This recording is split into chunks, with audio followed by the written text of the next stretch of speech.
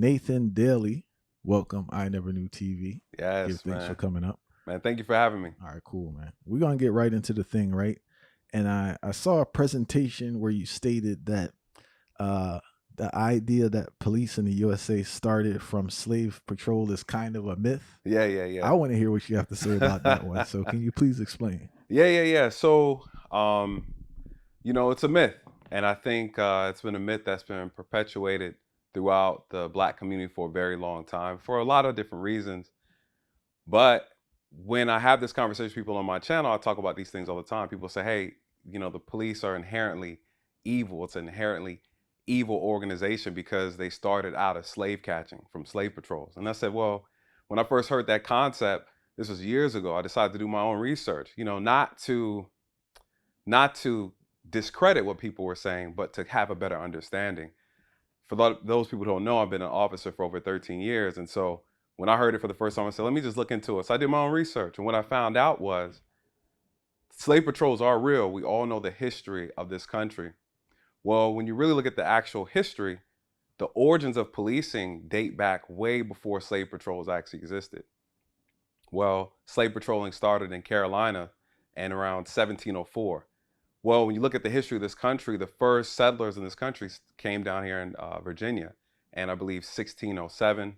And then from there, 1619, we know slaves arrived in the U.S. and the 13 colonies actually settled here in the U.S. on the East Coast. Well, if slave patrol started in 1704, the first founders of this country landed in 1607. Okay, what happened in between that gap? There's about 100 years worth of history that needs to be talked about. What we can say in reference to slave patrols is that they influenced policing in the South, but policing in the North didn't operate that way. So when you actually really do the research, you find that out. Well, prior to slave patrols, there was policing that were actually going on in this country when they settled here in the U.S. So they started off with what we call like constables. This was a very known, well-documented group of people who were volunteering their services to enforce laws, colonial law, in these small townships that eventually turned into communities, that eventually turned into these cities that we know today. For example, Philadelphia, Boston, Chicago, New York, Virginia, they started off with policing. They had forms of policing where they actually enforce laws and rules in their area. So they started off with constables, and then around 1630, they had what they call night watch. Boston is on record for being the first American, well, Boston's on record for establishing the first American police system. And so that's on record. And what does it look like? It just means that they had a foundation, that they created a systematic foundation of law enforcement individuals. They gathered together as night watchmen, is what they called them. They were volunteers. Then they went from being paid. And then they had sheriffs were introduced around the 1630s as well. So this has evolved from, again, constables to night watch to sheriff, and then eventually we have American policing. Well, as this started to manifest in the North and the South around 1700 and the Carolinas, they actually created what they call the slave patrol. And we know slave patrol, their job was to catch runaway slaves and return them, punish them, and return them back to the slave masters. Well, when policing started to formulate throughout the other colonies, when it made its ways down to the South, they actually started to volunteer for police positions, the slave patrol. I believe it was around 1830. 1830, Boston again actually created the first police force where they actually hired people, they were getting paid through like the taxes. They were wearing uniforms. It was more organized and structured around 1830. And then New York created the first police department. They're on record being the first police department in America. Well, this whole uniform system of policing started to spread throughout the colonies, or at this time, the states. But then when it came to the South, when the South started saying, okay, we want a police department too, we're talking 1830s, and we know, I believe 1865, slavery was abolished. Well, slave patrolmen quit their jobs and decided to be police officers in the South. So when people say the origins of policing came from slave catching, it's like, no, that's not accurate.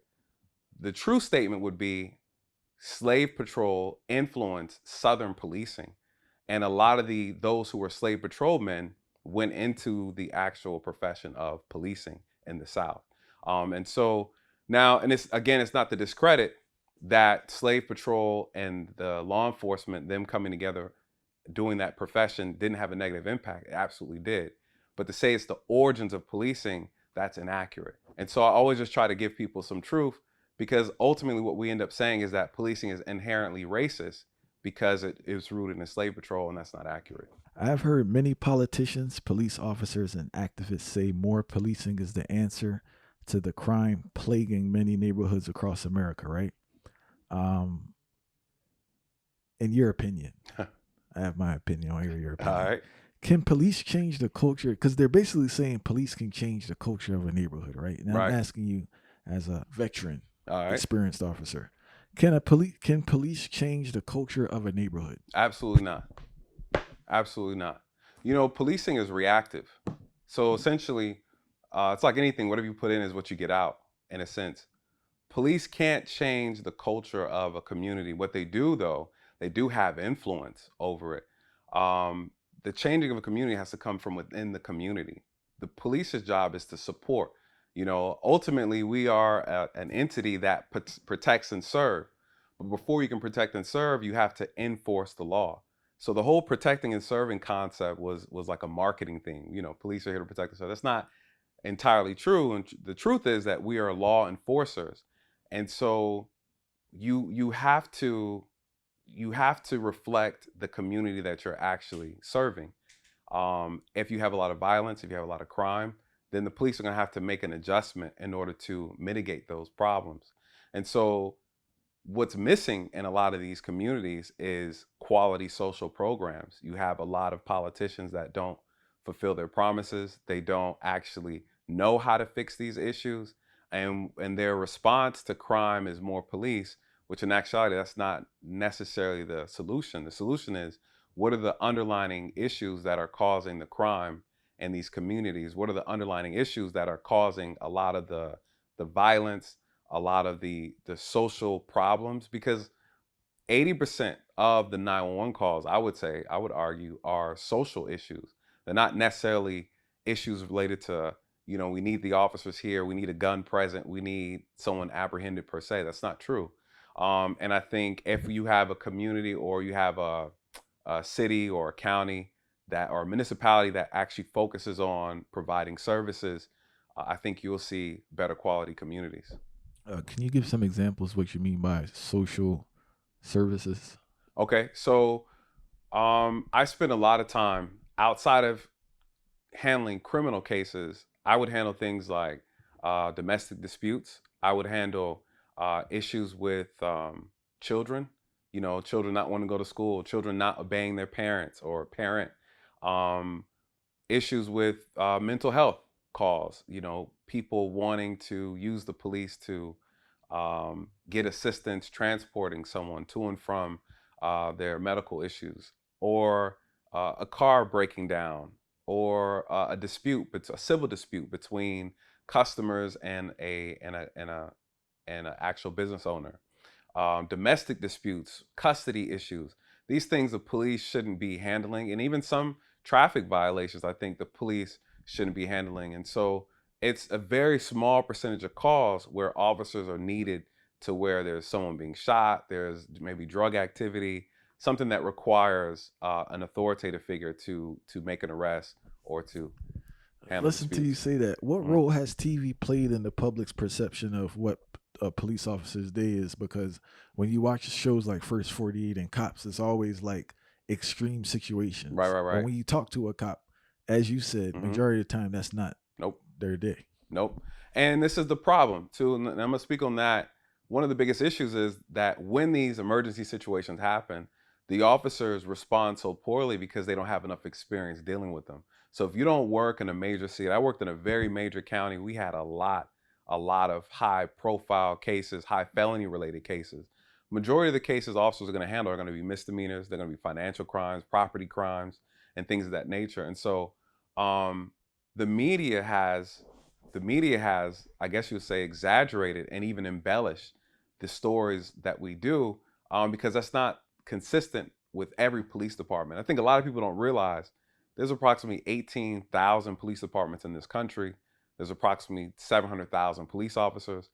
You'll be surprised. A lot of the 911 calls are not those type of calls where you're kicking in the door, you're jumping out of windows and things like that. It's not. They do that to sell. Like that they embellish these they're real stories, but they embellish the frequency of them in order to make money, in order to sell. But that's not the case at all. All right. Social media is full of videos of teachers speaking about burnout and how their job has negatively impacted their mental health. Right. In my perception or my belief is a police officer's job is actually harder than the teacher. How did being a police officer impact your mental health? Man, that's a good question. The burnout's real. It's real because there's no real structure to how officers deal with the trauma that they face in the profession. People ask me questions all the time about what's the worst thing you've seen. I've seen a lot of death, seen a lot of trauma, a lot of sadness, the whole 9 yards. And the next day, you got to go right back to work. Or in some cases, the first hour of your shift, you're dealing with a murder. And then an hour later, you got to go right back. And now you're handling some issues with kids. You're handling a domestic, or you're doing a shoplifting call. They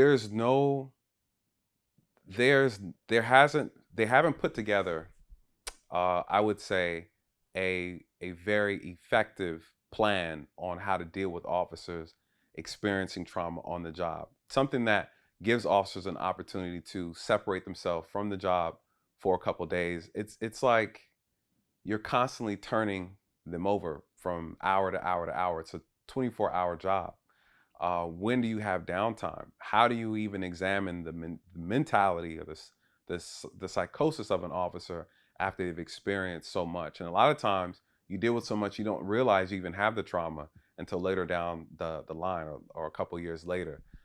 You're just taught to kind of just push through it and continue to go. But to this day, you have some departments, they put together little programs. But again, the biggest issue in this country is that there's nothing uniform. There's nothing consistent across the board to help officers deal with these type of traumas. And ultimately, it causes issues. You see this thing play out within their families, see these things play out when they encounter other people, they get triggered. And what ends up happening is you have officers that'll stay on the road for, they're actually road officers for 10, 15, 20 years. And even just that consistent, day in, day out, dealing with these calls, dealing with people, it drains you, it burns you out, and it makes you ineffective. And that's how you have these officers that tend to snap and lose their cool and things like that. Yeah, I was gonna say, man, shouldn't they create a process where them knowingly you did a certain amount of time on the road, you should be removed because they know how impactful it is? Absolutely. I think that, so I put together a lot of reform ideas to present to like city officials and police departments, kind of ideas that they haven't really thought of. What people don't realize, it's expensive to run a police department. They also don't realize that a lot of people don't want to do the job. And so there's a need for more officers. So they think, I have the impression that less is more. You just need quality over quantity. And then you need to reduce the amount of calls that officers, or the type of calls that officers are responding to. So remember I told you 80% of those calls we don't need to respond to? Well, if that's the case, then guess what? You don't need such a large police force. What you need is a social unit to handle a lot of those social calls where you're showing up and you're there to actually service people, not enforce the law, but to provide a service. That's what the people need. But when you reduce the police force and you focus on high priority crimes, or like we would call the 7 deadly sins, those are very specific crimes. The majority of what police departments really need is more investigators and less actual patrol officers, because a lot of the crimes already occurred. The officers are there just collecting evidence. Well, if that's the case, we need more investigators, and their job is more indoor in order to solve crime. But the calls of service, you can have a separate unit for that. So I think one of the biggest challenges is officers need downtime, and you need downtime to actually train and stay in shape. 99% of the police departments actually have a physical fitness requirement. Once you pass a physical fitness exam, then that's it. You're not required to pass it again, which is crazy. But the reality is there's an exam for shooting every year. You got to pass twice. And if you can't shoot properly, then you can't police. So it shows you where the priority is. The priority is pulling the trigger versus being able to use your hands. And that's one of the biggest problems in law enforcement today. These officers don't know how to fight. I want to finish up with this mental health, and I want to get back to that investigation, right? So I saw statistics that stated male officers have a 76% rate of divorce and female officers 84%. Have you witnessed this in your life? I would say, so I'm not married, but I will say that data, that information that they put out, that information has been pushed out for years now. That's actually outdated information. And the way that I would say the way that was actually done, that research was done in like a bubble. It was a very small sample size. Right. Yeah. And so they've used that and perpetuated that for years. And to this day, they still do it. They say, well, police are the most violent. If you marry them, same thing they say about, those who are Jamaican. They're like, oh, if you're a Jamaican man, is violent. These things aren't true. And it's not accurate. The reality is, if you look at the CDC report, it'll show you that that divorce amongst law enforcement is actually below the national average, way below the national average. As we know, the national average, I believe, is 50% divorce rate. Law enforcement is actually below that. But that doesn't mean there's not challenges. There are unique challenges with dating someone or marrying someone that is in law enforcement. As you can imagine, the long hours, the stressful job, the trauma, maybe some officers don't communicate well. Those things, I've experienced those things, personal dating. One of the biggest issues I've had is actually getting someone who understands my schedule. It's very, I don't have a random, random schedule. I've made plans to do things, and then those plans have to get canceled. And that's just a part of the business, right, of policing. And so, unfortunately, if you have a chick, she's not really supportive, not understanding, you're going to have a hard time. I've seen people have better success, those who are married going into law enforcement versus those trying to find marriage while they are police officers. A lot of times we tend to date either other officers or people who work a very stressful job. We tend to pair well. You see a lot of officers dating nurses. I dated a lot of nurses. That's been very successful for me because we both have 24-hour jobs, and they're very understanding. So, but there are issues, but abuse and all those things, that there's no data, no empirical data that supports that because the person's an officer that you're more likely to be abused or you're more likely to be divorced. What they do know, though, based on the data, according to the CDC, is that divorce rates are below the national average for police officers. Previously, you spoke about police departments needing more investigators, right? Mm-hmm. What is up with unsolved murders? People not snitching. People not snitching. We know on average, the average person is killed by a person they know, right? Especially now, these young boys, wild. They're really wild, man. Yeah. They're wild. A lot of these kids are taking lives. We're talking, I've seen the youngest age, like 10. It's bad. It's really bad. So there's a lot of unsolved murders to be expected, depending on what community, what demographic you're looking at. If we're speaking on our community, the Black community, we have a culture within our community where they don't cooperate with the police. Believe it or not, everybody ends up cooperating with the police. Once they're identified and they make it back into that office, they're talking. I've heard that numerous times. Yeah. Right. So I know that, but it's when you're not actually being interrogated now, they don't seem to talk. No, because if you think you can get away with it, and in case in point, we have serial killers in our community, and though they don't fit the narrative, like the weird guy who's looking through people's window. No, we have guys who are actually killing multiple people within a year and getting away with it. It's wild. When I grew up around West Indian people. Mm-hmm. It was actually praised and glorified because they used to praise people that had a lot of bodies, or they'll tell you this person killed a lot of people. Yep. Yeah, make it make sense.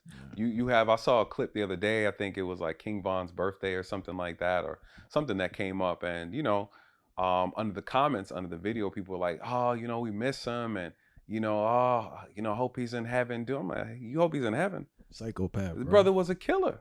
He was a serial killer. Again, one that's been glorified and put up on a pedestal in our community. This guy is someone that people wanted to aspire to be. Like, this is a problem, right? And these are the type of things that need to be addressed. So we have this thing in our community where we put these drug dealers, we put these bona fide criminals up on a pedestal. In a sense, they're worshipped.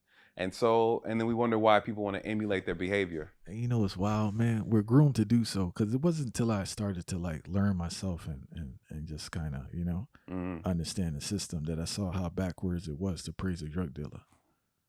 Like this person causes so much destruction and Yep. pain, Yep. Yeah. and he's praised. Yeah. Think about it. Because in our community, we have this insatiable appetite to want to um, emulate what we believe to be as masculine as men, what we believe to be as powerful. Um, but we're conditioned through media, through social media, through these movies. People ask me all the time, "Oh, you watch Power, you watch Snowfall," and because I actually lived the life of apprehending guys who did this for a living, I see the destruction, I see the chaos. I don't, I don't take joy in watching those things. And what people don't realize is when we talk about Black people interacting with other ethnic groups within this country, and we wonder why people are uncomfortable around us when the majority of our media showcases us committing violence, committing acts of terror amongst each other, and things of that nature. The media and the news putting out, constantly putting out videos of things that we do. And they don't put out their business, but they put out our business all the time. And we wonder why people have And we put out our own business all the time. we put out our You own. know what I'm Remember when what was it? World Star started popping off. Crazy, man. It was crazy, and you had people.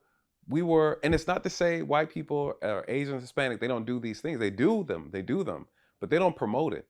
They don't glorify it. They don't acknowledge it or as being acceptable behavior.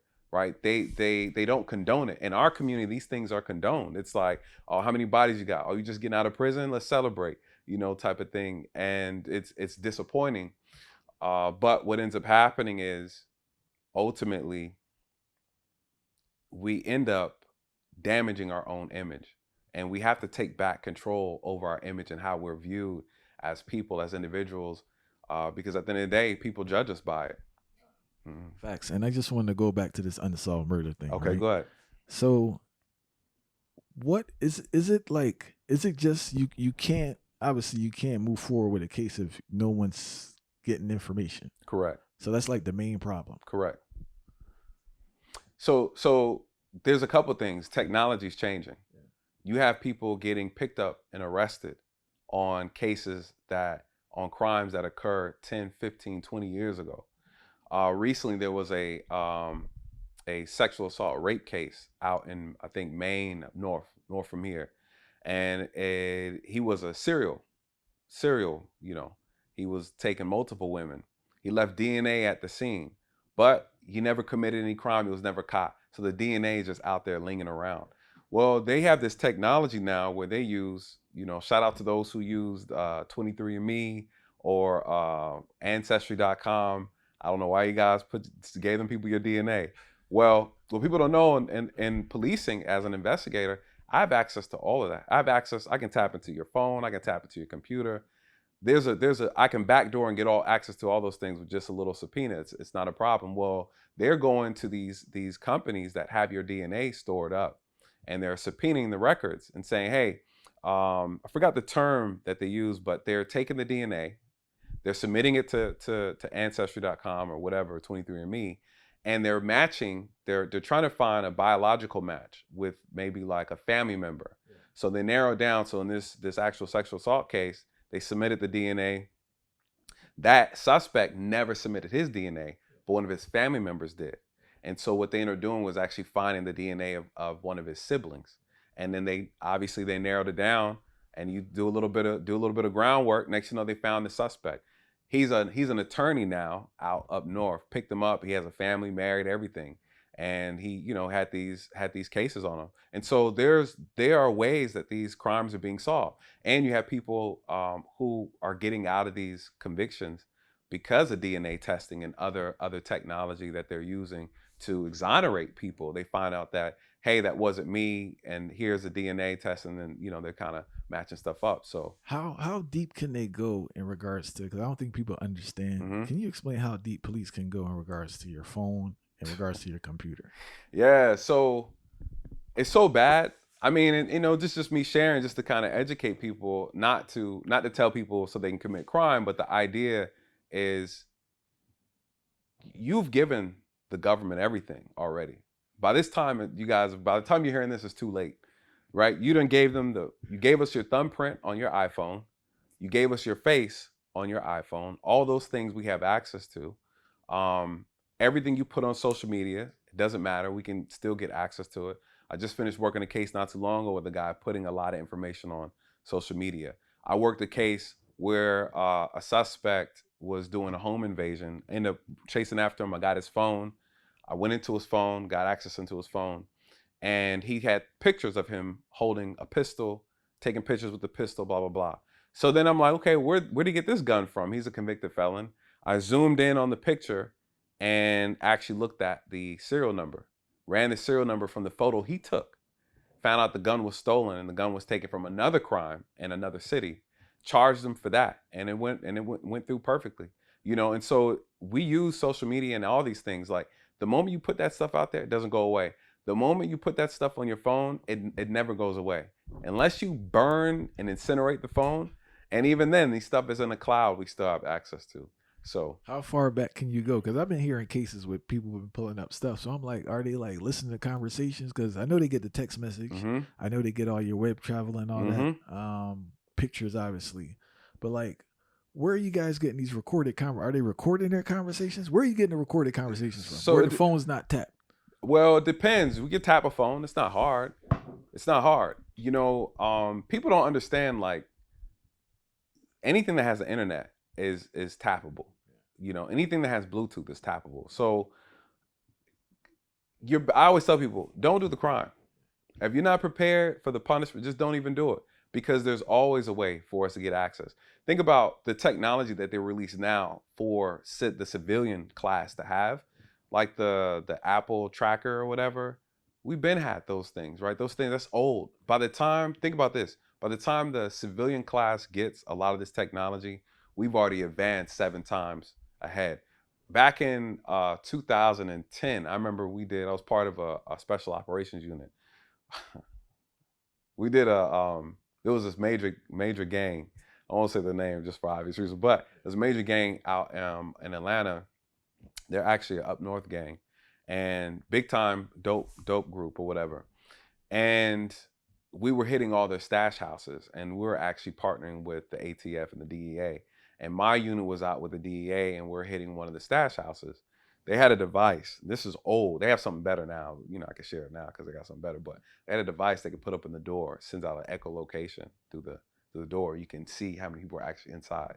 So that way, when you go in and you infiltrate inside, you already know where people are, and it's for safety reasons. But, you know, seeing that type of technology and then seeing what we have and use now, the cameras that they put up everywhere, the facial recognition, I don't think people realize, right? When they went to this 5G situation, you know, not to throw too much out, but all that was to connect all this massive technology in order to spy on the people, essentially. So criminals that don't get caught though, because you have a lot of criminals, is it because they have a link or is it that they're that good?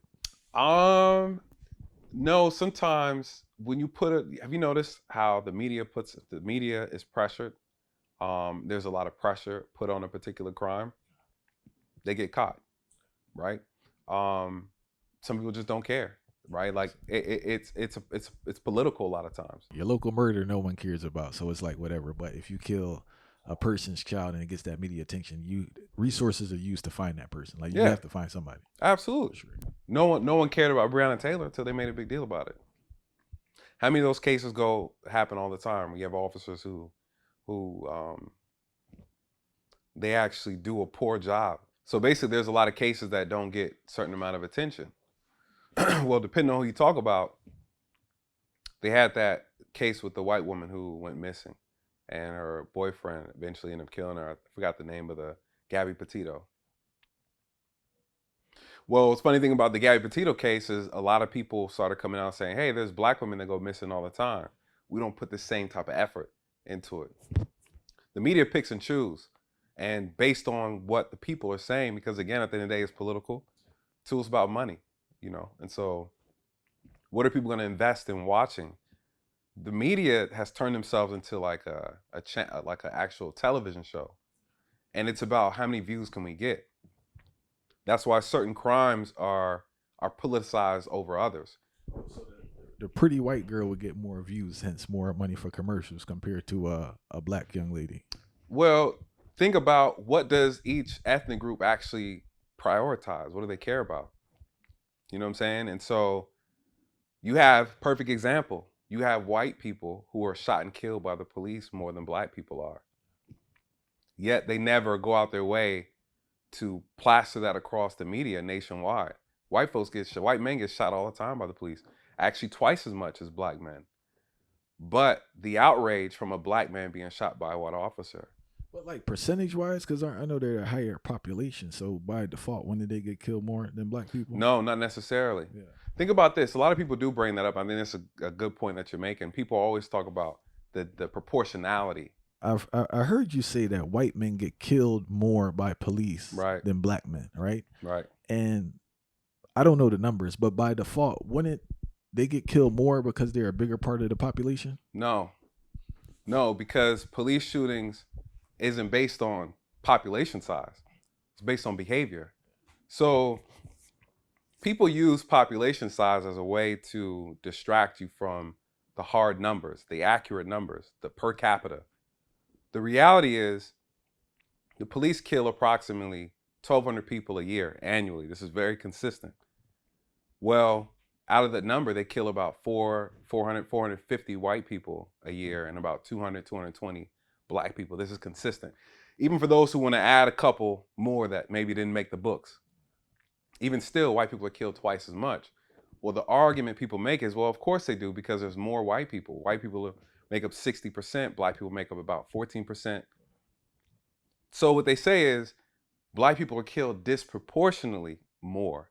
Well, that, depending on what you're talking about, that number is not really relevant. When you say disproportionate, that's not important, because when you're actually looking at the data, you're looking at per contact, not per population size. So when you try to conflate the argument and say, well, the population size is this big, black people are this big, so of course they get shot more. Well, that's actually not how you look at data. You look at how much contact, right? Police contact needs to be measured. So if you have one white person Real makes quick, contact. can you define police contact in this context? All right, so police contact means, are you being so the police have to make contact with you in order for you to have an interaction. Meaning, I either pulled you over in a traffic stop, I'm either investigating a crime, or someone called 911, or I just see you casually walking and I come up to you. That's a contact that I'm making with a citizen. So a citizen contact is what you need to be measuring, not population size. The population size, when making this argument, is irrelevant. What you also have to examine is behavior during that contact. That needs to be examined. And then you also need to examine whether or not the person is in the process of committing a crime. All those things factor into why the outcome led to a person losing their life from the police contact. You don't look at the population size and then say, because of population size. No, that's irrelevant. On average, the police arrest about 10 million people a year. That's a very consistent number across the board. It's a lot of people, man. That's a lot of people. And out of 10 million arrests, only 1,200 lose their life. One could argue that's actually a very good number, right? The truth of the matter is, we really need to be looking at how many people who were unarmed were killed by law enforcement, right? How many people who weren't committing a crime were killed by law enforcement? How many people were killed running away from law enforcement? Those are the numbers we need to examine. But just trying to measure population size doesn't work. So what you also have to look at when it comes to police contact, you got to look at crime being committed. And when you look at African Americans, we disproportionately commit more crimes than white Americans, right? For our population size. Is it that? All right. I just want to be clear. Hmm. Is it committing crime or being caught committed crime? So that's a good point. Everybody's innocent until proven guilty, right? So it's more so, Or charged for the crime? Because I guess the charge for the crime would pad up the numbers. It's hard for me to believe that black people are committing more crimes than white people. no, we're not. White people commit more crimes. But when they use the term disproportionately, what they say is if we were of equal population Oh, I see what you're size, saying. Yeah. Based that on, I got you. right. So if we were equal population size, black people would have commit more because of we're such a small group. We're only 44 million. The amount of crime that we're committing. And the amount of crime that we're committing is extremely, extremely excessive, right? And so the question is, who commits more crime in general? White people do. Well, then the argument is, well, there's more white people. True. But as a small group of us, we commit way more crime than we should. I want to talk about the incident that took place in August 2019 while you were working with Dunwoody. I said that properly? Yeah. Dunwoody Police Department in Georgia. You pulled over Derek Simpson for operating a handheld device while driving. What happened when you walked up to the car? Yeah, so I'll give you. So during that day, I was, just conducting a regular traffic stop. Got into a verbal dispute with the driver. Ordered him out the vehicle. He refused to get out. Reached in to detain him, and not realizing that he switched gears and literally pressed down on the gas.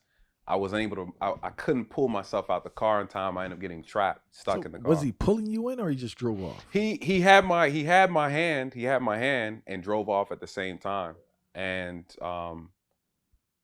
just thinking about how quickly things are moved in that moment, I wasn't able to free myself. And next you know, man, I jumped up and I was hanging on outside the window. How long did he drive with you in the window? It had to have been probably. It's hard to say. When you watch the video, maybe a minute, if that. Maybe it's definitely less than a minute. What was going on? You was just cursing that dude? Were you Nah, man. I was actually I was actually very calm. I was asking him to slow the vehicle down so I can let go. And he refused. In that moment, he's going down the ramp. He's swinging the vehicle and ramming me against other cars going down the actual ramp onto the highway. Bro, he was hitting you against cars while he was moving? Yeah. So what injuries did you sustain? So I received a lot of damage to the right side of my body, left side of my body, like kind of fractures on my lower back, where my spine is. So some of the injuries that I received are like fractures like towards my hip, my lower back, severed and lacerated my bicep. Tore the tendons and ligaments in my shoulder. I had lacerations over my eye, like real bad. Cuts here, cuts across my face, cuts on my head, on my face, on my lip. A lot of internal injuries inside the mouth. Had to get my teeth, one of my front tooth kind of repaired. Yeah, so it was a lot. It was a lot. How long did it take you to recover? Like 2 years. 2 years? Yep. What happened to Derek Simpson? So he's in jail right now, and he's facing some federal charges as well as some state charges. He's looking at about 30 years, just overall together for attempted murder. Yeah, attempted murder on a law enforcement officer. How does that work with the police department? I know you have that brotherhood, and you don't have to talk about it if you don't want to. No. How does that work when you get injured and he was apprehended? Like, did they have to like put him somewhere else to stay protected because he can't? How does that work? Yeah, so no, we're professionals, and unfortunately, you do have some departments that they take their anger out. When you have an officer that's injured, and I understand that because we look at each other as families. Some officers take it too far. We've seen it. We know it to be true. And my department, full of professionals. They were able to catch him. They had to tase him, but they apprehended him. He wasn't assaulted. He wasn't beat down, but then he didn't fight either, right? So there are departments, there are police officers that do things by the book, even in the midst of tragedy. And at the time of my incident, no one knew I was still alive. Like, they just knew that I was laid out on the asphalt on the interstate. but they were concerned about my safety because they didn't know what condition I was in. Were you conscious? No. Yeah, after, so I hit, I think, 3 vehicles. The third vehicle was a white van that was actually on the interstate. Once I hit that one, I blacked out and laid out across the street. There were people on the interstate that got out to like stop traffic and everything to make sure I didn't get ran over. The mentally now recovering from that, like what's that process like? Man, it was tough, bro. It was tough because coming out like not knowing how bad the injuries were initially, like they had me doped up and everything like that. So I felt cool. And the next day, the ass whooping set in, bro. It was my face started swelling up. I looked like Martin. I looked like Will Smith from Hitch. You know that episode where he got the allergic reaction. Everything swelled up on my face, and having to do 2 surgeries. I had to get a plate put into my shoulder. And then I had to learn how to kind of walk again. I had issues with my hip, right side, and it took a long time to recover. And this all happened right when this happened. Then COVID took place, and the reason why my surgeries and stuff took so long is because all the stuff that was going on with COVID, they had to actually push a lot of my procedures and things like that back, and it caused actually more damage. What's funny is because of my tendon, I think it was a tendon, they waited so long to do the surgery because they prioritize other people that they were unable to repair it, so they had to replace it. You know what they replaced it with? A piece of pig. They had to put a pig inside. So now I tell people, I'm always joking, like, I got like 2% pig, like, I mean, as an officer, so a little inside joke. And how are you now? Good, man. I feel like I'm about, the doctor gave me the green light 2 years ago to fully get back into exercise and working out. So I got back into that. It took a while. I mean, you're talking about being able to do maybe like 3 push-ups at a time, because I couldn't use the entire right side of my body for the most part for almost like a year and a half. And then all the physical therapy. So it's like working out again. I had gained a lot of weight, of course, eating and stuff. And so now I feel good. I feel good. I'm in the gym, boxing, kickboxing. How was it interacting with people? As far as what, like during the process? After, in regards to like, are you like more kind of, I don't know, like that's a traumatic experience, you know? I'm a very positive person. Very grateful. I believe my faith took me through it. Believe God held on to me for a purpose, which was actually one of the reasons why I started, doing YouTube and speaking and things like that. Now I go and talk to young kids and explain to them about policing, how to repair this relationship. And a lot of that comes from the idea that I don't want someone to, one, make a mistake that suspect made, that Derek Simpson made with me, and that interaction, and now their whole life now is being have to lived out through in prison. You know what I mean? The dude Derek Simpson, did he have a warrant or something? Was he high or something? Like Drugs. Like drugs. Yeah. He had a lot of drugs on him. He had a gun on him, and he's a convicted felon, so he wasn't supposed to have any of that. He was a drug dealer, essentially. Allegedly, you could say he had a lot of different types of drugs on him, and so that was the reason why he didn't want to cooperate. And again, that's another thing, talking to our youth about this type of lifestyle. And I always tell them, I say, when you caught, you caught. Just give it up smooth. There's really no need to agitate the situation, because obviously it can turn out to be worse.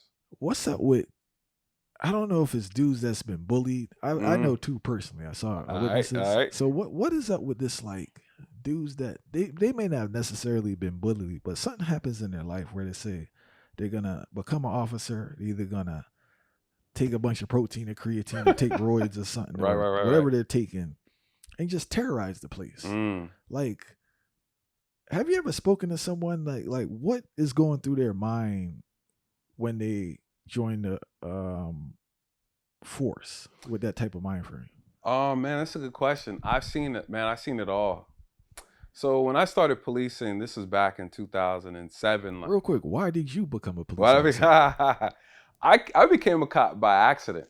Actually, I started working, at the time I was working in the hospital, and I had an officer who, officers used to work there in the ER with me, and they would bring people in, and we just have conversations. I had to actually work with them because I registered patients. This was kind of after high school. I was like 20. And they were like, hey, we're looking for new people, good people who have good character. I think you'd be great to be an officer. Now, I've always liked watching cops and the law stuff, the movies, like, like we all do. never even imagined being an officer. It never crossed our mind. I actually like listen to you break down stuff. You Hmm. seem too smart to be a police Yeah, yeah, officer. No yeah. disrespect. No, no, no. You You know what good. I'm You good. You saying? good. But You like good. the average officer I have met, not saying that they don't have the highest IQ. Mm, They're not the most articulate person. mm.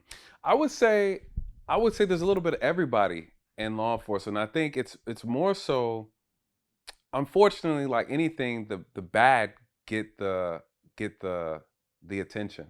You know, unfortunately, I would say, oh man, it's this is loaded, but I'm gonna go ahead and break it all down.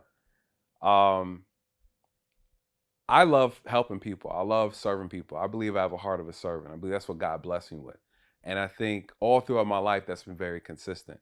I think when you judge an officer, you have to judge not when they become an officer. You have to judge them based on what their life looked like. You get what I'm saying? Like you have to look at a person's character, who they are as a person, not what they did as they're getting like that. That's not when you start examining a police officer, is the moment when they start the job. You need to know what their family background looks like, how they were raised, you know, where they're from, what their views on life are. That's how you determine if you have a good officer. I believe that it was just a calling for me and I kind of just went into it that way. Um, are there people who go into the profession for the wrong reasons? Absolutely. I met them all through my academy. I've seen them over years. There are people who go in for the right reasons. There's those who go in for the wrong reason. Yes, some people go in just because they're looking for a job. The problem about the Those with the chip on their shoulder that yeah, yeah. carry on.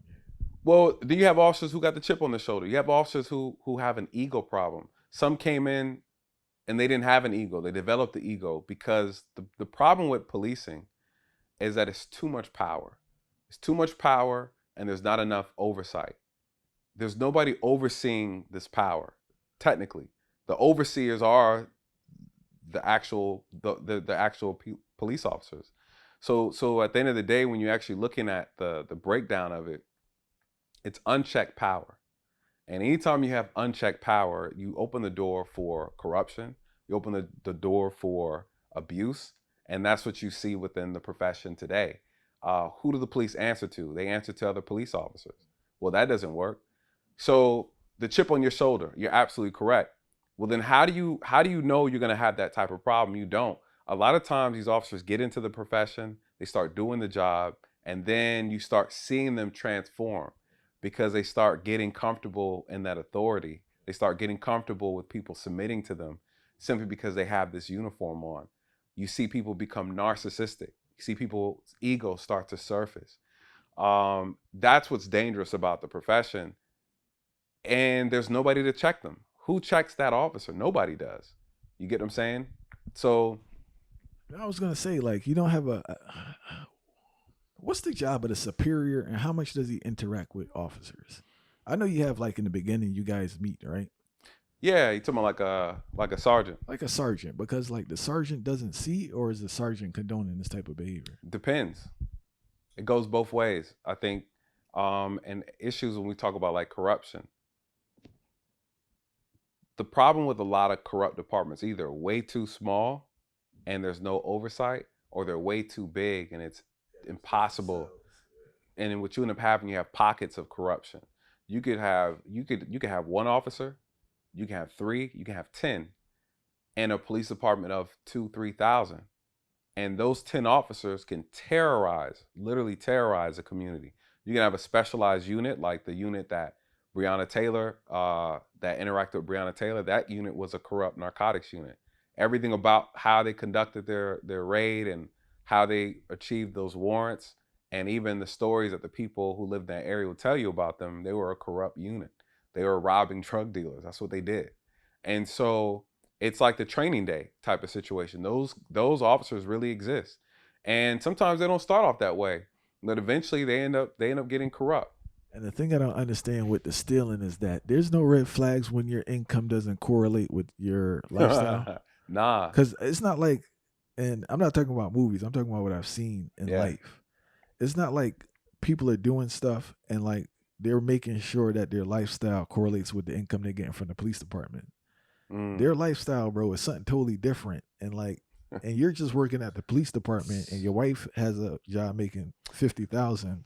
How are you getting all this stuff? Well, sometimes though, officers make a lot more money during their part-time jobs. Like I would make $60 to $70, sometimes $100 an hour doing part-time work. So, you got guys who are killing it. They get off work, they keep their uniform and they go straight to doing some part-time work. You know what I mean? And so I know guys, I topped out making 82,000. And this is in Georgia. That's pretty decent money. I had no debt, nothing like that.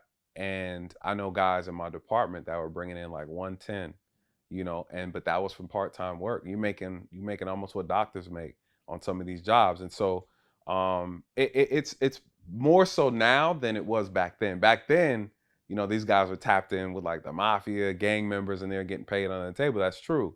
But now not so much. It's not and officers are investing their money differently now too. And so but I agree with you though. But there's no way to really correlate that because sometimes people have other things that they're doing, other avenues of income, so it's hard to say. Hmm. All right. So, what do you think can be done though to minimize corruption in police departments? You need So the way it works is policing is a very powerful organization with no oversight. The police police the police. Well, then that's not going to work. What you have to do is the same people that you are in charge of putting authority over need to be the people who have authority over you, which is the people. And that's how it needs to be throughout government and just in general. You need a citizen review board that actually has subpoena powers, that actually has power to actually investigate and to look into matters of the police or police misconduct. The reality is they don't want that because if you have that oversight, guess what? There's nothing you can't hide, you can't finesse, you can't do anything sneaky or behind closed doors. The problem with policing is it's so secretive, right? When people talk about the blue wall, the blue curtain, yeah, it's a veil of secrecy. And not everything behind the wall is illegal, but it's more so, hey, we keep this in house in a sense. But like anything, when you have someone who can see and you shine light in things that are dark, because when there's areas that are dark and warm, bacteria grows, right? Um, Wicked things can fester, and that's just the reality. Unchecked power, that's the biggest issue with policing in general, is that, all right, let me put it this way, because we were talking about egos earlier and things like that. The power of this uniform. Imagine you can just put this uniform on and it automatically commands respect. It demands it. There's nothing you can do, nothing you can say. When I put this uniform on, you have to show me respect, even if I'm not a respectable person. That's the power of the uniform. The problem is there are people who move around as officers and they're not looking to be respected by the people because the uniform already grants them respect. So I don't have to earn it. So the power of unearned respect is what creates these egos and builds narcissism within these individuals. You're already not a respectable person, but I don't care. I don't need to change because the uniform grants me that privilege. That's the issue. What would it look like if officers had to actually, when they come in contact with you, actually earn your respect, or you don't have to respect them, and so that's one of the biggest issues that I noticed is the uniform and within itself, it's power personified. And if you were to take that power away, how would you do it? You would need them to be, you need the people to have a matter of, the people need to be able to control how an officer conducts their job and then be able to hold them accountable. But they don't want to set that type of system up for obvious reasons. And with this accountability, right? Can you tell us what is qualified immunity? Okay. So qualified immunity is a protection that's afforded to police officers and government officials. And that protection protects you from being sued when you are lawfully conducting your job. Like that's the idea behind it. So the problem with qualified immunity is people feel like when officers are doing something wrong or they misconduct, they violate people's rights, they feel like qualified immunity shields them from being civilly liable, which in fact prevents them from being held accountable. And there's truth to that. Even the history behind qualified immunity is very interesting, because this all started back in the 60s. Okay, let me give you the story about qualified immunity. Then let me break it down. So, if I'm not mistaken, maybe 1860, 64, maybe. You had black and white clergy members came together to protest. I think to do like a sit-in or boycott in Mississippi. Well, they were arrested by some white officers during that time, as we know, racist officers, for disorderly conduct. Well, the clergymen eventually, after getting locked up, they complained and were like, "No, you're violating our First Amendment right, which is to freedom of protest or whatever." Um, they were like, "Nah, you guys, this is disorderly conduct." Well, this case made it all the way up to the Supreme Court, and the Supreme Court eventually ended up stating that at the time this was an actual crime, and you can't sue the officers when they're legally doing their job.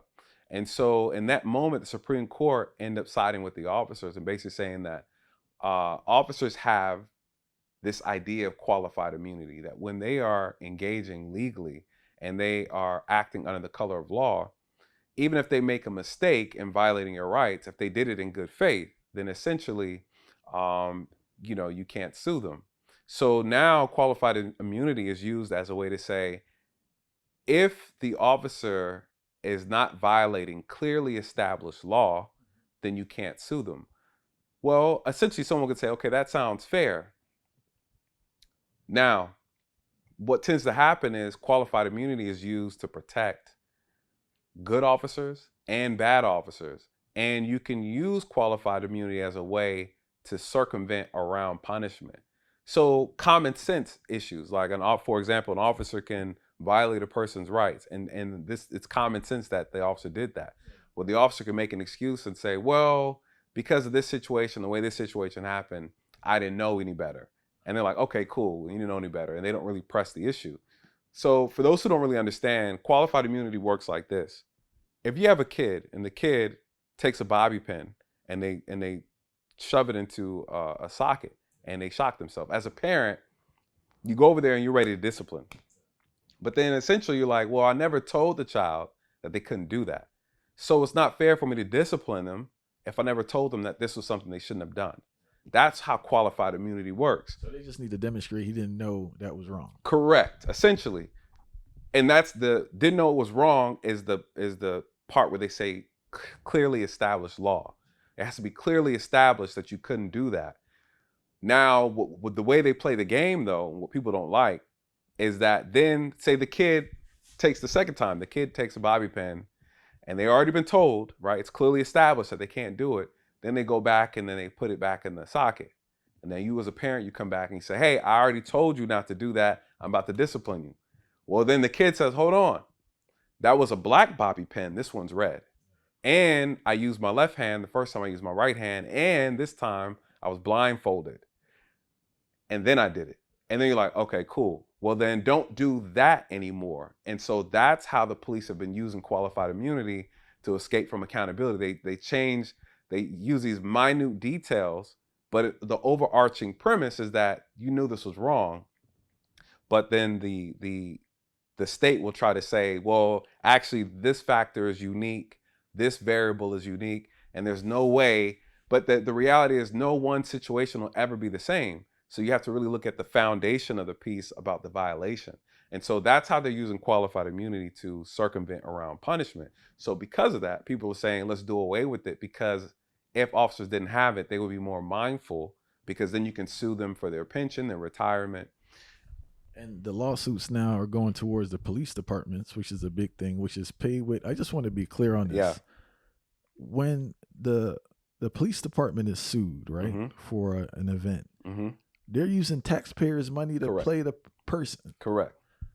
Because I learned about this with the Baltimore thing, Freddie Gray. Yep. All right. So I was reading an article and I just kept reading it to make sure I was reading it properly. Like, hold on, bro. They're using taxpayers' money to pay the family. Yes. Millions. And how many lawsuits take place that never go into the public? That's the thing I started to learn too. Like, it's just a consistent thing of paying out families. That never get released to the public. It's $1 billion business. That's why you guys like what's his name? Sharpton and and the other dude, It's a new dude I see it's now. a That's new dude everywhere. now. Yeah, yeah, Yeah, yeah. I don't know why I Dark-skinned can't think of brother. his Yeah, name. yeah. I Go know ahead, what you're brother. Um, so here's the problem. A lot of money gets shelled out for police misconduct, and these officers are messing up left and right consistently. And we got to talk about that. The lack of education, the poor training, officers are not good at their job. This is a thing. This is true. And there's a solution for this, right? And we kind of we touched on it earlier, but here's how you fix the qualified immunity issue. Officers should be licensed like a profession, right? They need to have a license. Second, they need to be insured. I would insure police officers. Mind you, less is more. Again, we talked about reducing the size of the police force. They need to be insured, maybe something like $1 million policy, and they have an actual license. That license has to be maintained yearly, right? Just like any other major profession. And then you got to pay the officers more. But then you also need to train them properly, and they need to be training consistently every other week. They need to have an actual work training day where they're actually physically, you know, doing, the runs, the fitness exams. Like this thing needs to happen every 2 weeks. There's a way we can transform this so we get better quality applicants and better quality performance. So if you have an officer that's insured, they're licensed, now they come out here and they mess up, then they get sued. Well, you're suing the officer directly, right? So now they're sued, say, for $100,000, right? And they lose. Okay, now they got to pay that out. They do something else and they get sued again. Well, then the insurance company's like, listen, you're a liability. We're gonna drop you. And guess what? If we drop you, you can't maintain your license because you need to be insured to have your license. If you can't keep your license, you can't police nowhere in the nation. So now you solve two problems. One, you solve the qualified immunity issue because you allow officers to be open to be sued. They're now having to pay for their own insurance to maintain their license. So then you have a sense of accountability of self, Built and into the system. there you go. And so now it's a win-win because now the citizens aren't paying millions of dollars out of the tax money. But this is the thing I don't understand, right? So this is a consistent thing with police departments being sued, even though it's not in the newspaper, with That's consistent payments. Right. Where are they getting this money from? Because a lot of these police departments are in cities where the schools are terrible. Mm-hmm. So, like, if a school can't have heat and water and teachers, where are you getting $500,000, $600,000, $30,000, Yeah. $100,000, $150,000, $1 million to consistently pay for officers doing silly stuff? Man, listen, the question is who'd you vote for? Right? I think people don't put a lot of emphasis on the people that are being voted for. When people came up with this concept, defund the police, the reality is, no, you need to refund the police. More so reallocate the resources and use them better. Having a police department is expensive. Having quality police officers is expensive. The training, expensive. When you talk about the budget, the police budget, these other programs, government programs, they have a budget as well. If they're not properly allocating their resources to what they need, this is a politician problem. Like, what are the politicians doing, and why are they not utilizing their money more efficiently and effectively? And I agree with you. When you look at all the millions of dollars, like what was it? The city with that George Floyd, Minneapolis, and stuff like all that money that came out of pocket, and all that money in tax dollars that could have been used for infrastructure and other important issues in the city that now are not going to get it because of that lawsuit. You know what I mean? And so, yeah, you're doing the public a disservice. Absolutely. I wanted to talk on this conflict resolution. Okay. So it seems many altercations police have with civilians could be avoided if the officer had better conflict resolution skills. And in a lot of these cases, the officer and the citizen seem to be at fault in regards to how they interact with each other, right? You touched on it earlier. I'd like you to delve deeper. Are officers trained on how to properly diffuse a situation? No. I think there's a difference between being taught and being trained. I think officers are taught to do a lot of things. I was taught to do a lot of things, but I'm an individual. And so I make sure, like, I'm very, I'm very careful with how I deal with people. I'm very mindful. I educate myself on different cultures. I'm professional. I'm patient. But, I don't represent every officer. So when we talk about de-escalating a situation, you have some officers that are horrible at it. Again, you have some officers have an ego problem. Have no social skills. Because That even too. this is the thing. Before you touch on this Yeah, is go the ahead. thing I've observed, right? Um, and I could tell they struggle interacting in their personal life. Just their tone, Mm-hmm. how they Yeah. speak to people. It's not going to work out. There's no one you can talk to in that manner. They're going to respond to you in a positive light. Nope. And again, this goes back to what we said earlier about you got that kid who was bullied. They come in, they're trying to do, they don't know how to interact, they don't know how to talk to people. That's a real thing. Like, granted, we could argue what the percentage of guys who were bullied who became police officers and those who weren't. The reality is it's not even so much that. You could be a person that's bullied and got into this force. The problem is those officers aren't addressed and they're not held accountable when their personality starts to their ego and insecurities are filtered through their badge. Like, the issue is it's not addressed and it's not handled. Case in point, when we talk about de-escalation, there was a case recently out in Georgia, matter of fact, where a gentleman by the name of Leonard Cure, he was stopped. It was a big deal in the media because he was incarcerated for 16 years out of Florida, and then under some I read the whole case, and it was some prosecutorial misconduct and even some unlawful and illegal practices conducted by the police department and the investigators who handled this case. There were some unethical practices, and that's something that we got to talk about. But ultimately, he was falsely accused. He was then released thanks to the Innocent Project, which is a phenomenal organization. The Innocence Project helped him get released. 3 years later, he gets pulled over in a traffic stop. Now, I covered this on my channel. He was speeding. Yes, he was speeding, and he was doing over 100 miles an hour, which is wrong. It's illegal, obviously, and you can go to jail for it. He gets pulled over. The officer's conduct, the officer's lack of professionalism, the officer's inability to maintain any type of emotional discipline and control, I believe, exacerbated the situation. And it wasn't that the suspect was, or the offender was right. He wasn't right for what he did, but the officer's demeanor could have controlled the situation more effectively. And that doesn't take away the accountability, but there's also an accountability of professionalism that is required for officers in order to do this job properly. If the officer would have handled himself differently, I believe that that man would have still been alive. Though that man instigated his own death, I'm not saying that he didn't. I believe that that could have been avoided. I've been in plenty of situations where I was handling a domestic dispute at a house and I'm the only officer there, and I got everything under control. And then you got this other hothead officer that show up, hey, y'all, what's going on? And next you know, their attitude, their demeanor, they're disrespectful to the man. And the man is like, there's some man that you come in contact with when you in their house. I've always told him, when you're in another man's house, I don't care what he did, I'm going to show him respect. Tone it down. That's right. That's right. Even though I know my power, I know the leverage I have, I'm still going to show that man respect. I've seen men who were willing to go to jail simply because he was disrespected in his house by another officer. And, and I'm calming the officer down, like, man, just chill. Man, go sit outside. I got this. Because you over here about to turn this thing. Now we're going to have to fight him because he's ready to fight you. And now I got to jump in for obvious reasons. But there have been times when officers' attitude alone has created a situation and turned it into something it didn't have to be.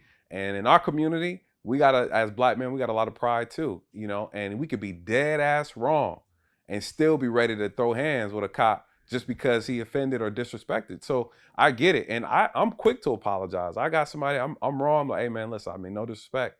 I apologize. Can we just talk it out? Because I know if I have to take it there, you going to the hospital. You know what I mean? Like it's so I rather find every opportunity to de-escalate, because once we get to that, once we cross this threshold, it's over with. You know what I mean? And so because I know that and I know how far I can take a situation, I always work hard to de-escalate and find peace. Because at the end of the day, if I can talk you into handcuffs instead of beating you in handcuffs, it works out better for everybody. Have you ever experienced racism from other officers? That's a good one. No, actually. You know, and for whatever reason, that always surprises people. I spent the first 7 years of my policing career in a predominantly black community policing and a predominantly black police department. But there were white officers there. So the question is, I haven't experienced racism through the job. Um, Have you ever experienced racism from a civilian while yes, you were in your yes, uniform? yeah, I have. So I remember a case one time. I can't remember all the details. That I remember, I think it was some type of a neighbor complaint or whatever, and I showed up at the guy's house, and the guy was like, "I don't. Can you send me another officer?" And I'm like, "What you mean? What's going on?" You know, I prefer a white officer. And I kind of laughed in his face. And I was like, all right, well, I guess it ain't that serious. And then I turned around and walked out, and I told my dispatcher, I was like, hey, he advised he wants a white police officer. I told him we don't have none that works here. And I left. And then so we did. We had a couple white guys that worked there, but you know, we laughed about it. And my supervisor was like, yeah, go ahead and cancel the call. If he has an issue with who we send, then it's not an emergency. And we kind of left it like that. But he ended up calling again, and I went back out again because he called dispatch and was like, can you send me officer? The one that came here was rude and blah, blah, blah, which was a lie. So I came back again to the house, and then he was like, I was like, well, I could bring my supervisor. You want to talk to my supervisor? There's something about me specifically that you don't like, you know, try to, you know, I just, you know, I think a white officer would be able to handle the situation better. I said, let me hear about it. Let me know. Let me see it. Maybe I might be able to call one up for you. But right now it's all black up in here. Ain't no white people that work here, you know. And I said, but I'll bring my supervisor. You talk to him. He's like, supervisor white? I said, nah, he's black, you know. So you And was so like a comedy or something. so he was I ended up talking to him. He was like an old retired military guy. I think he served in like some war or whatever. But he was talking about he even in his house, he's like, nothing, everything in here is American made. I don't do nothing that's not American. I said, sir, I said, you break open that TV, inside the parts are made in Japan. You know, I'm over here talking. I said, but anyways, that was the most. I mean, that's the most, man. Believe it or not, I've heard more racial slurs come from black people to me than I have from any white person in this profession. Believe it or not. Um, but nah, that's it. And I would say, and I'm not saying that to say that. Obviously, we know that there are racist cops out here. That's a fact. So I'm not saying that's not the case. But for me, I haven't experienced it personally. In a As an predominantly officer. black demographic, so Well, true. And in my second department, my department where I retired from in Dunwoody, that was a predominantly white police department and a predominantly white community, and didn't experience racism there either. And we were a very diverse police department as well. But no, I haven't. I haven't. when we spoke earlier, you told me about a phrase: "If you can't raise them, we will cage them." Right? Yes, sir. Is it true police officers get a lot of calls from parents who need assistance with their children? Oh my God, man, Dewey. Um, I mean, I'll speak on our community. That's who our police, you know. And so yeah, it's bad. It's bad. I think there's a lot of single moms out here, and they can't control the kids. You know, children out running the streets late at night, all ages, catching young boys running the street, robbing, stealing, girls in hotels and things like that, selling themselves. It's bad, man. It's bad. It's so bad to a point to where, yeah, parents will call they're like, oh, my child's 14, 13, 12. You know, they're not coming home. I found this gun inside his room. I found some drugs in his room. You know, she's out with this guy. He's 20, 30 years old, you know, and things like that. And so we get those type of calls a lot. I mean, some of the craziest calls, I had a mom call because her son couldn't find his earrings. So he didn't want to go to school. So he ended up, you know, staying home, and she was like, well, I'm gonna drop you off. Oh, I'm not going to school today. I can't find this, can't find that. And they call because they can't get their child to follow basic instructions. You got kids, juveniles that don't respect the parent at all. And every juvenile that I've put handcuffs on, it's been a lot. All of them came from single parent homes, all raised by moms. I've never had a case where I got called to a house and the father was the actual single parent having an issue. Never. This is so how much of that behavior is a search for attention from the father? Because I know kids, being around kids, especially they may not live with the father, but the father's involved. Mm-hmm. To get more attention, they purposely get in trouble to get the father Um, active.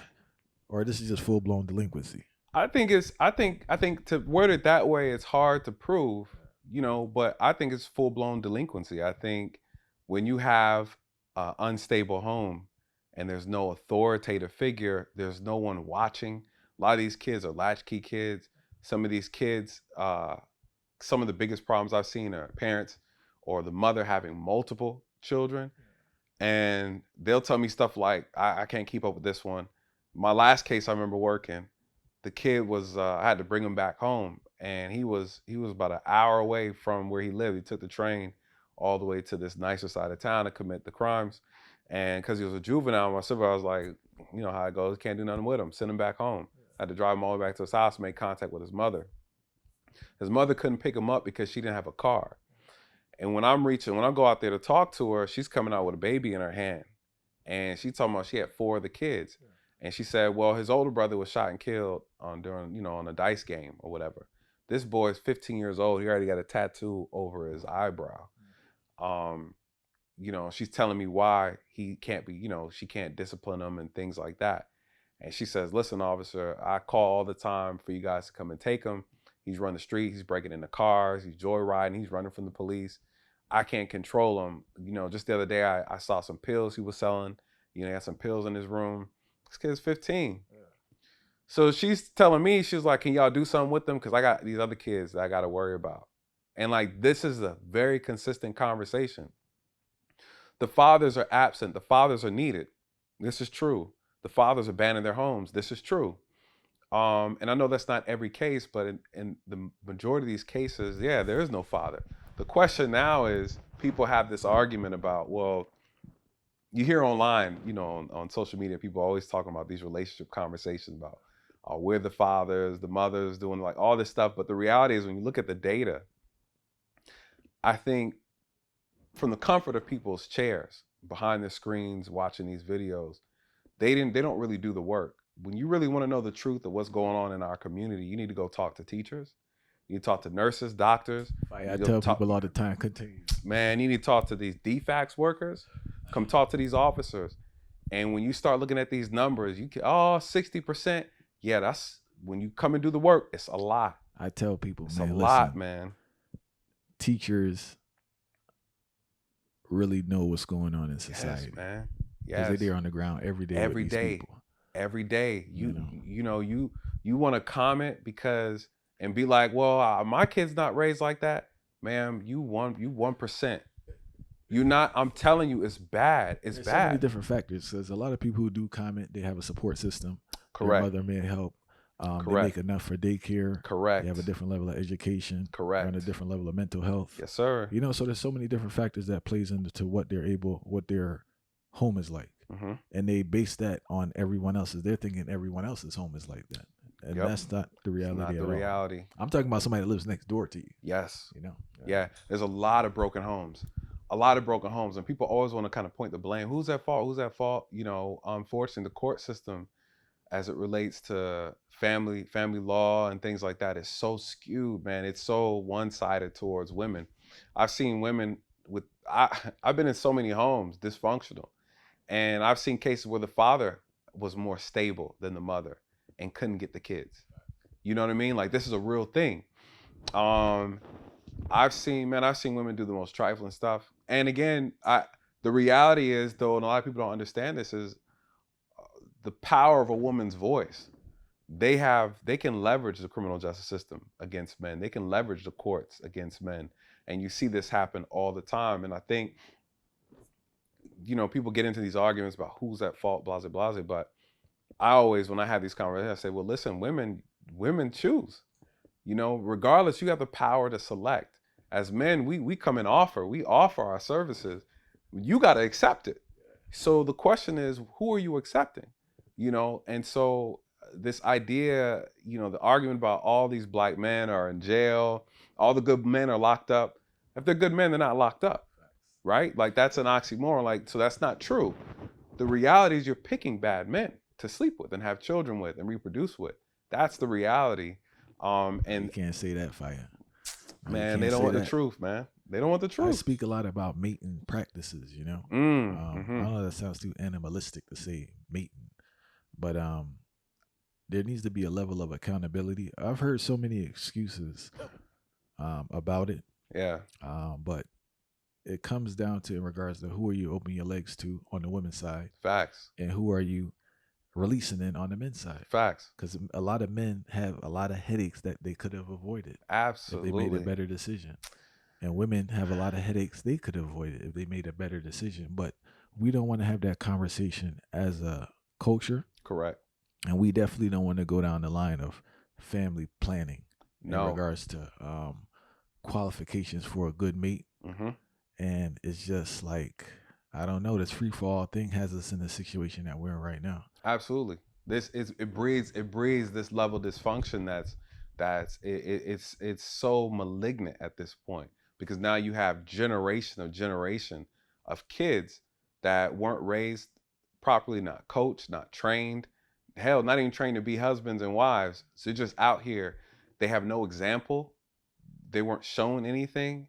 And they're just out here wilding out. You have kids having sex at a younger age now, getting pregnant at younger and younger ages. We're talking 14. I remember working a case where a girl had a train ran on her at a skating ring, at the skating ring, and you have guys who are being accused of sexual assault at a young age because a girl. It's a fine line with that 16-14 thing, right? Depending on the state. Yeah. So the laws have changed. They call them Romeo and Juliet laws. Not all states have them. Georgia has it. I don't know if Philly has it, but it's a thing where they give you about a 3 to 4 year grace gap. And the idea is that you're all high school kids. So, and it's like, it's not fair. You could be still charged with a misdemeanor, but we're not going to charge you with a felony. And we're not going to make you register as a sex offender. So I think that's fair, in a sense. I think if you're not high school kids, then that's a problem. You get what I'm saying? No, I think even in high school, because I remember I reported it too, man. I saw one girl, predator. The school I was at, it was the high school with the middle school, and this girl was in middle school.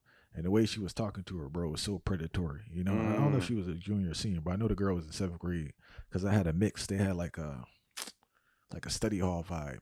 They call it study hall, but it's basically just a little chill period. Yeah. But the way she was, I remember I reported it still, man. So like even that environment, that's predatory because she know what she's doing. Some lesbian business though. Oh, I see. Well, then that makes sense. I think the idea was to prevent from charging people, because a lot of the people who were getting affected were black men, right? So you had black men or black men, young men at the age of 18 who were having relations with a girl in his school that was maybe 15, 16. Predator is fire. I see it. It's at the schools, man, and like they allow it. Like you have a lot of seniors talking to freshmen, guys and girls. Yeah, because I think it wasn't like that before, but now again it's still criminal. But they're not saying it's felony, right? They're saying, because I think they're looking at the intent behind it. The intentionality is that we're all together. This is us mixing and mingling. So I understand that it's still criminal, but they're not charged. They're not doing it as a felony. Because what was happening, you had young men. A lot of this was affecting black men. You got like young black men who were messing with these girls in their school, and they're catching felonies and having to register as sex offenders at the age of 18. And then that follows you. That's forever. That's a forever thing. You can't get it off your record. So they're like, they push the law and say, hold on, how about this, right? While they're in school, we're looking at the intent behind the action. They look at it more predatory if you're out of school and you're not mixed in this group. So I get the logic. To me, the logic makes sense, because again, when you get slapped with that charge, and some of these charges, you got these girls are fast. So I get it too. You know what I mean? So a lot of brothers get caught up because they're out here chasing tail, and then next you got women who tell a story, embellish a story, lie, make up stuff, And these guys sitting here doing 20, 30 years behind a lie that a woman had told. You know what I'm saying? So it's a slippery slope, and I tell guys all the time to be careful. How often does that happen in regards to?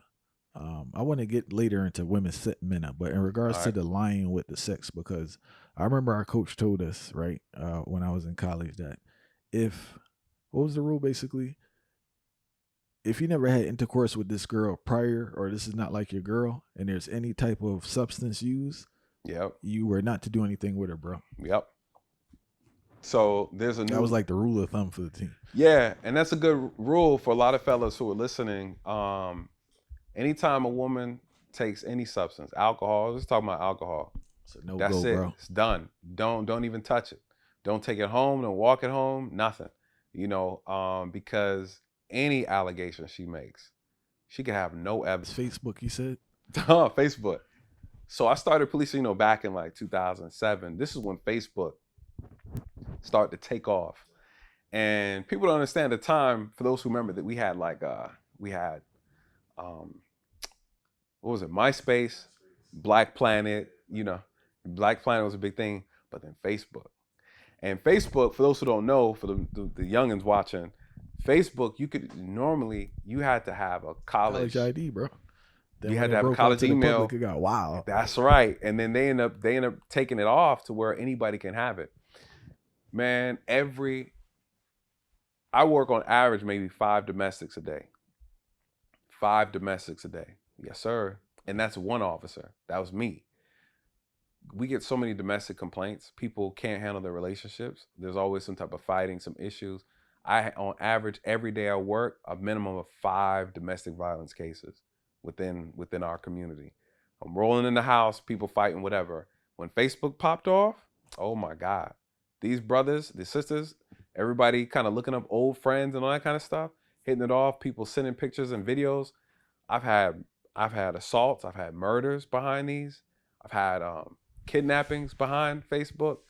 And it's one of those things where social media, the platform of social media, completely destroyed the dating game, because people started cheating from folks they used to talk to, in elementary, high school. They moved and went to different states. You got guys and chicks meeting up, people starting new families because of Facebook. It changed the whole game. And, you know, as an investigator, what ends up happening is we have to go through all these messages. And so, we sit here and read all this because that's evidence at this point, because essentially you have the chick that's like, okay, well, I'm like, man, why'd you stab him? Well, I found out he was cheating, on through Facebook with my best friend or with my sister or with so-and-so.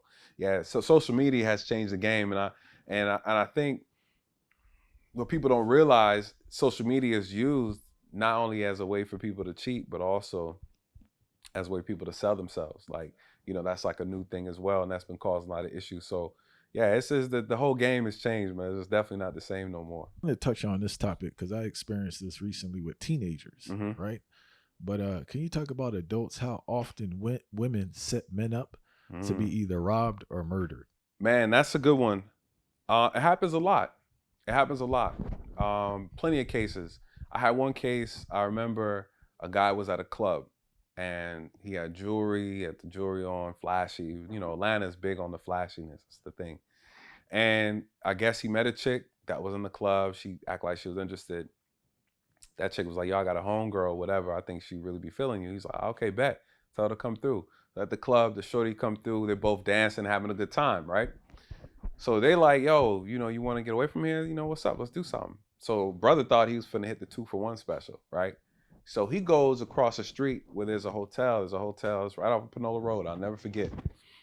And he calls the police. I show up. He's outside in his underwear on, right? And he's flagging me down. Oh, officer. I'm like, I pull up. I'm like, what the hell? I said, damn, what the hell happened?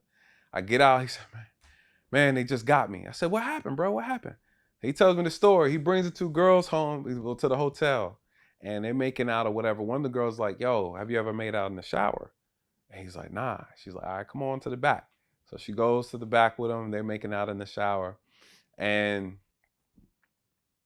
all of a sudden, the second girl in the bedroom unlocks the door. 3 guys come in, and then the girl in the bathroom comes out. She grabs her stuff. They grab their stuff. They walk out, and the guy's like, "Give me everything." Took all his jewelry, took his car, took his clothes, took his wedding ring. So then now, so he's like, "Officer, my wife is gonna show up. Can you tell her that I just got robbed?" "Sir, I'm gonna tell her you was out here tricking off, and they got you. That's what I'm gonna tell her." I don't support that. You know what I mean? So, but that happens, man. It happens a lot. I've had chicks who've been shot trying to set up licks. And having to go to the hospital to interview them. And whereas the guy they were trying to rob or set the lick up on, he pulled his pistol out before they could pull theirs out, and they get into a shootout, and then the stripper got caught in the crossfire. Man, it's a regular thing. It happens in Atlanta all the time. The reason why sometimes it gets underreported, a lot of these guys are criminals. A lot of times they might be drug dealers and things like that. So they don't want to, quote unquote, snitch. So a lot of times we show up and they're like, "Nah, I don't remember nothing." Be like, "Cool, have a good day. Here's your case number." And we, as long as innocent people don't get caught up in all that, man, we could care less when these guys get to blasting each other away, So, but yeah, it happens often. I had another case where I was part of a burglary task force, and we had a situation where this chick, these guys kept calling like in the same neighborhood about their house being broken into, their apartments being broken into. So I come in and do the work, and they'd be like, "Yeah, and they stole my 50-inch TV or whatever." And I'm like, "Okay." And I would know the TV stolen because anytime, or they bought it stolen because they don't ever have the original remote control. That's always like the telltale sign. I was like, "Okay, you got the serial number?" And they're like, "Yeah." Some guys didn't. So over 4 apartments I'd investigate. And I was like, "Man, this same 50-inch TV keep getting stolen." I said, "What the hell? This don't make any sense."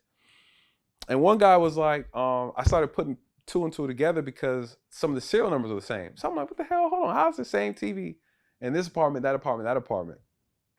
I said, "All right, something's off." So I said, "Hey man, just tell me how your day went. What something new that you did, something out of the ordinary?" He's like, "Man, there was this chick I met, man, and she was acting real funny. I brought her over, man. We kind of messed around. And then now I've been trying to reach her to hang, and she don't answer my calls no more." And I said, "Okay." And I said, "You know what she looked like?" And he kind of described her. So then I went and asked the other guys.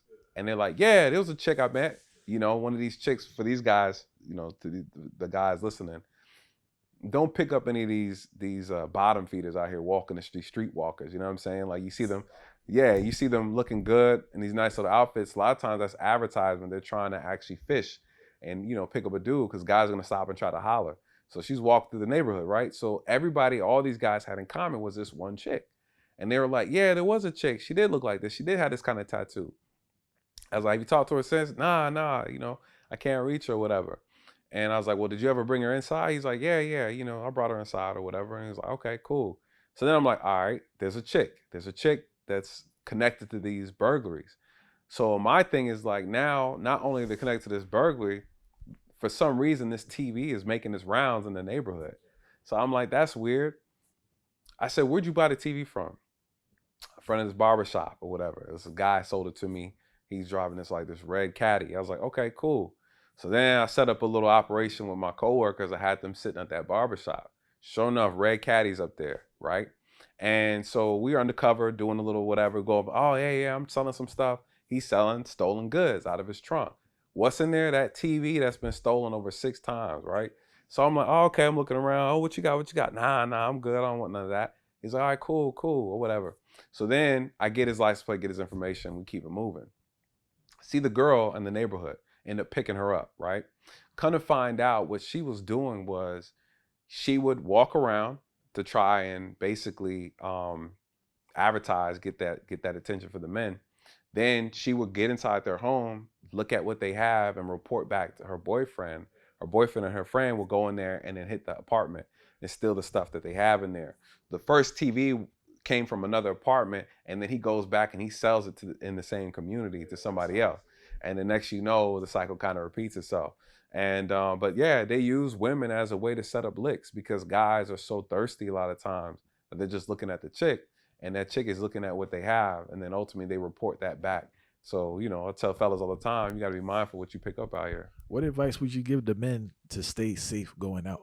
They got to be diligent. Stop chasing ass. Like the whole thing is like be intentional. If you're really trying to holler at a chick, take your time to get to know her. Like it sounds corny, but the reality is these chicks they'll have you upside down out here. And not only that, they can change stories, flip stories, and it be their word against yours. And next, you're fighting for your freedom because somebody, you know, kind of embellished the story or told some lie. The majority of cases that I've seen where men are talking about they're innocent and that a woman lied on them about being sexually assaulted, these men were picking chicks up in bars, right? And so, and you just look at a lot of these cases, not to say, you know, the guy would be like, nah, you know, she was cool, you know, this is what she wanted, we agreed or whatever, and then they have a change of heart. But my thing is, take your time to vet. Stop bringing women to your house on the first night. You know, on some, you know, sometimes things are too good to be true, and that's just the reality of it. I don't trust women like that. I gotta make sure they got a job, make sure they stable, make sure they're adults, and make sure they have something to lose. When you're dealing with chicks who don't have nothing going for themselves, you open yourself up for a liability. You know what I mean? Like if she don't have her own, she not situated, she don't got a good job, something that she's uh at risk of losing if she come out here and do something silly, man, it's a waste of time. But you know, stop looking at women just through that lens of smashing, because then she could smash your whole damn empire, you know, with the snap of her finger. So, you know, you just gotta be careful. If you're exposed to this as a police officer, I remember speaking to the great Dr. Dot, therapist down there in Baltimore, and she was speaking about the crisis of domestic abuse amongst teenagers. Hmm. Have you been exposed to that? Yeah. So we call it now intimate partner violence. Because before with domestics, the concept of domestic violence usually only applied to people who were like married. Essentially, that's how the whole concept started in the 60s. There was no such thing as domestic violence back then. Back in the day, you was able to, you know what I mean, discipline your wife. Now, the abuse has got to a point to where it's been so barbaric, you know, in some cases and deadly. And what a lot of people don't know, 50% of deaths of women, almost half of homicides by women, are done by an intimate partner. So, you know, when that speaks volumes, that's an issue. The problem we have, especially in our community, we have a lot of I'm emotional. about to say, what's up with dudes, bro? That's kind of wild, yeah. Sad, dude. It's sad. It's disgusting, man. And we got a lot of emotionally disturbed, emotionally broken men out here. You know what I mean? Where, you know, it goes back to just even encountering when black men encounter black men or black boys, like the emotional insecurity that we have, too many of us have in our community is a problem. We're using permanent methods to deal with temporary problems, right? Like, oh, she hurt my feelings, or she stepped out, or she's leaving me. I'm gonna go ahead and take her up out of here. You know, too many of these guys are putting these chicks in trunks and suitcases and leaving their body. We see it all the time, and it's tragic. So intimate partner violence is a real problem, and it goes both ways too. You know, women are hurting, harming, and abusing men too, but to the extent that men are doing it to women is crazy. What's the problem? The problem is you have too many men who don't know how to control their emotions. That's it. I mean, there's no other way to put it. They believe that they have possession over a person, and they believe that that person can't have a life outside of them. No matter what that woman does, whether she cheats, she steps out, she does something wild, and women can do some foul things. At the end of the day, regardless of what they do, nothing nothing is, no point in time is taking her life a justified response for what she did to you emotionally. You get what I'm saying? And unfortunately, some guys don't see it that way. They believe that um, taking their life is a justified response to the emotional pain that they have.